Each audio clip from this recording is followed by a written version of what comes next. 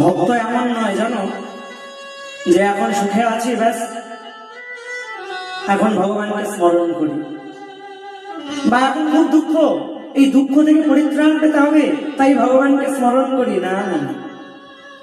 ভক্ত এমন নয় ভগবানকে স্মরণ করেন না। যিনি ভক্ত, যিনি ভগবানকে ভালোবাসেন, তিনি তো সদা সর্বদা ভগবানকে স্মরণ করেন।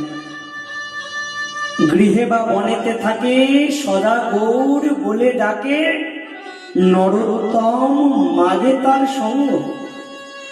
ভক্ত তো সদা সর্বদা গৃহে আছেন কিংবা বনে আছেন, সুখে আছেন কিংবা দুঃখে আছেন, খাবার পাচ্ছেন কিংবা পাচ্ছেন না, যে অবস্থাতেই থাকুন তার ধ্যান জ্ঞান শুধুমাত্র ভগবান। তিনি তার ইষ্টদেবকে ছাড়া আর অন্য কিছু জানেন না। তিনি তার সেব্য নিধির সেবায় সর্বক্ষণ অমন করে মগ্ন হয়ে রয়েছে। সেবা বিনা তার অন্য কিছু জানা নাই, অন্য কিছু তিনি বোঝেন না। এ সেবক জানো সেবক কেমন হয়। এখন সুখে আছি তাই ডাকছি, এখন বড় দুঃখ তাই ডাকছি, তাহলে তো স্বার্থের ভালোবাসা হয়ে গেল। কিন্তু যেখানে স্বার্থ ওখানে আমার ভগবান আসেন না। ভগবান তো সেখানে আসেন যেখানে স্বার্থের লেশ মাত্র নাই। ভগবান সেখানে আসেন যেখানে শুধু প্রেম আর প্রেম। প্রেম ছাড়া যদি যদি অন্য কিছু সেখানে অবস্থান করে তবে সেখানে ভগবান থাকে না। যেমন আলো আর অন্ধকার এক জায়গায় থাকতে পারে না, ঠিক তেমন যেখানে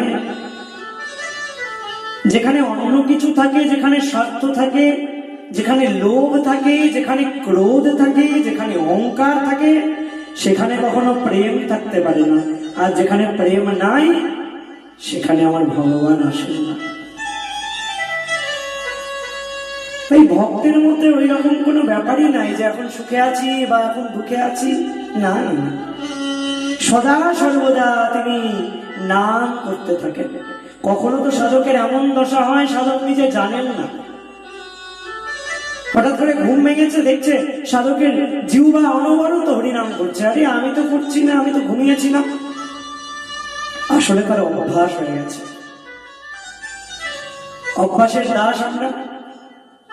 শরীরকে দিয়ে যে যেমন অভ্যাস করাবে তার শরীর ঠিক সেই রকম ভাবেই কাজ করবে।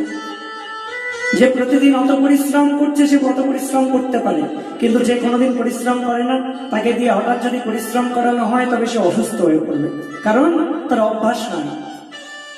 ঠিক সেই প্রকার হরিনামে যিনি অভ্যাস করেছেন তিনি কখনো নিজেও জানেন না, কিন্তু তার জিহ্বা অনবরত হরিনাম করছে। এমন অভ্যাসিত হওয়া দরকার, তাই না বলুন? ভক্তের অভ্যাসটা তো এমনই হবে যেখানে জিহ্বার দ্বারা সদা সর্বদা হরিনাম হবে। গৃহে বনে যেখানেই থাকি, ও ঠাকুর তোমার নাম যেন ভুলি না, সদা সর্বদা যেন তোমার নাম গাইতে পারি।